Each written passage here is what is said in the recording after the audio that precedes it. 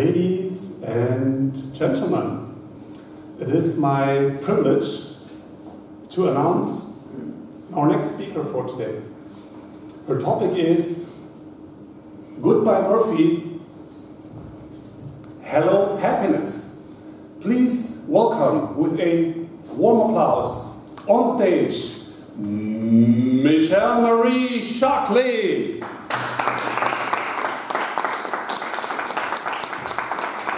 6, 5, 4, 3, 2, 1, 0. Goodbye, Murphy. Hello, happiness. You've probably seen films before where something happens and the time continuum for this family or this person stops. And their time, they have a before and an after. I had one of those experiences. On August 27, 2004 at 2:11 p.m. in the pediatrician practice of Dr. Tushin in Bingen am Rhein was my point where my timeline quit going here and it is skewed. What happened at that time? My 5-year-old daughter, Alexa, her name is really Alexa. My 5-year-old daughter was at the doctor's office, or we were at the doctor's office. She was there in the morning too. We had blood work done, and the doctor called and said, bring her back in. And so we did, and they said, we did another blood test. You have a really sick child, and you need to go to the Uniclinic in Mainz now. That's about a 20-minute drive from Bingen to Mainz. And on that way, I knew exactly what my daughter had. It made sense. She had pain in her legs for the past few months. Everyone said, it's growing pains. She's going to be 6, it's growing pains. Her skin in the summer was all white, where she usually had a good brown color. And of course, all of the blue bruises on her body. I thought she was climbing. You know, she climbed a lot. She was a very active little girl. And then when we got to the doctor's office of the Uniclinic, I picked her up and put her on the examination table. And they said, don't, be careful with her. I'm freaking out then at that point in time. They said, we think your daughter has leukemia. And I'm like, okay, good. It makes sense. It all comes together. The next 6 weeks, we were in a hospital phase where we're learning all the new different terms, lumbar puncture, Knochenmarkpunktion. She got a port. A port is something you put in here. You get your IVs in here, and you have a very long thing that runs into your heart that delivers a chemo. Especially one of the chemos that they receive is mustard gas. I didn't know that until at the end of it. You sign a waiver basically for everything because they tell you, if you don't do this right now, your child will die in 3 months. I promise you that. Scared? I said, okay. So, I have a daughter that's sick. She's supposed to be starting the 1st grade next week. I said, what are we going to do here? What is he going to do? At that point in time, it was clear that Murphy, you know Murphy from Murphy's Law. At that point in time, it was clear that Murphy decided to sit on my shoulder and be my friend. It didn't matter where I went. Murphy was with me.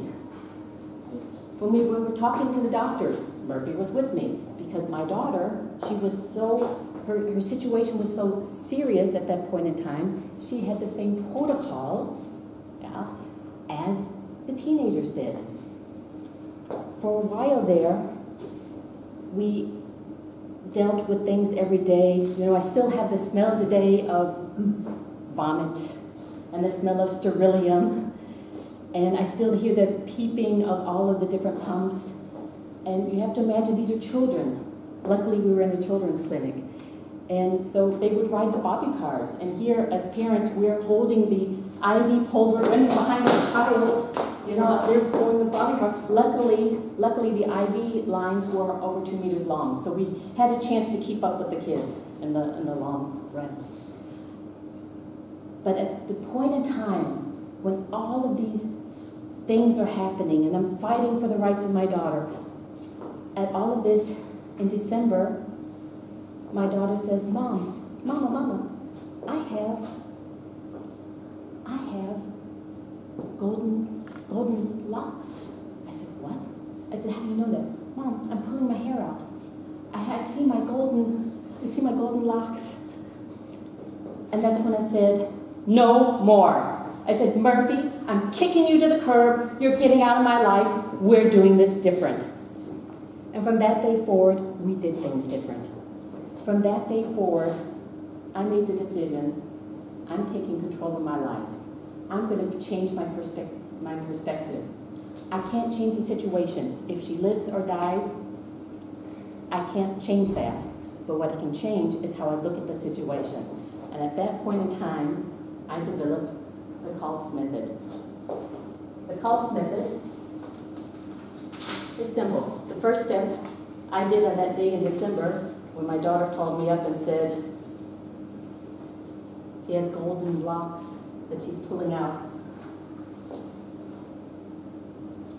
I kicked Murphy to the curb and said, no more. You are not in my life, and you are not going to control me, and you're not going to control my family, and I'm going to give this little girl a happy childhood, even if it means, it doesn't matter what it means, even if it means every day she's in the bathroom throwing up, every day I'm changing her bed sheets because they sweat so much from all the chemotherapy and everything. I don't care. She's going to have a happy childhood.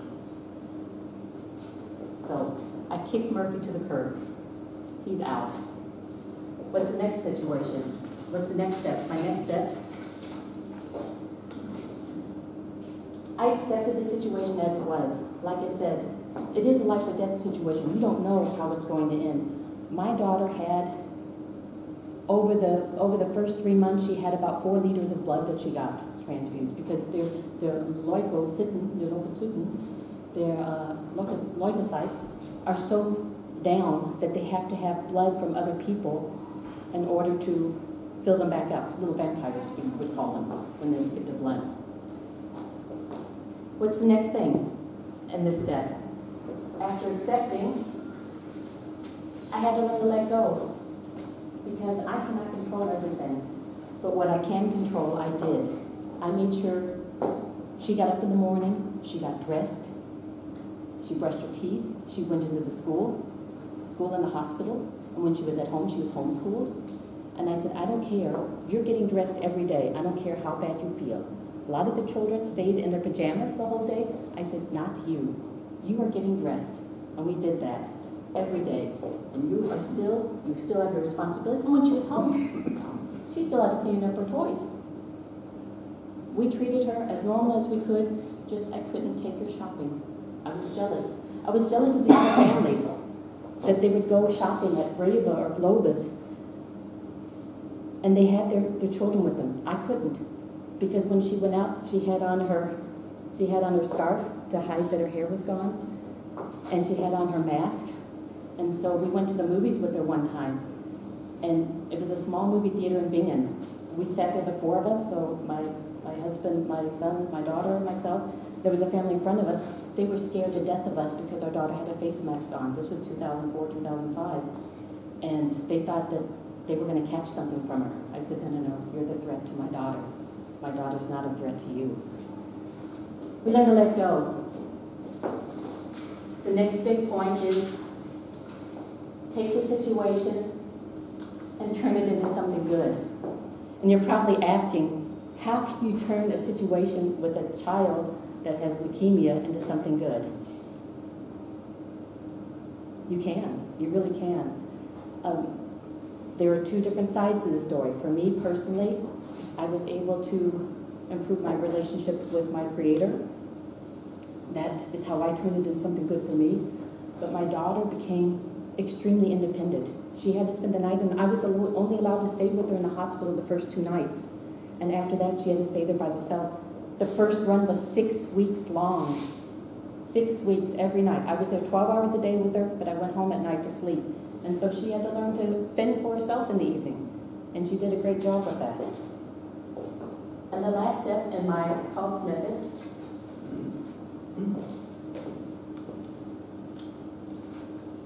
is to seek the beauty in small things. When you have such a situation, you learn to look for the beautiful things. If it's a beautiful flower, petting a dog, whatever. Those are the beautiful things. And now I'm happy to say my daughter's 26. She lives in America. She works in an American university and supports fraternity and sorority life. So we were able to turn a negative situation into something good. It took a few years, but it worked. Goodbye, Murphy.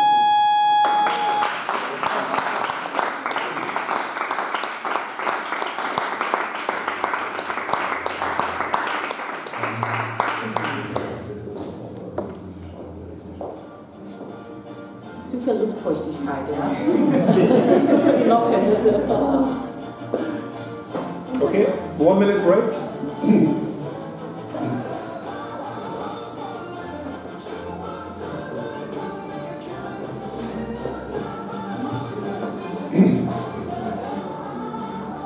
Check. Is that alright? Can I do a picture? Can I do a picture? Is that alright? Ja, alles klar. Diese Methode ist auch das große Coaching-Buch.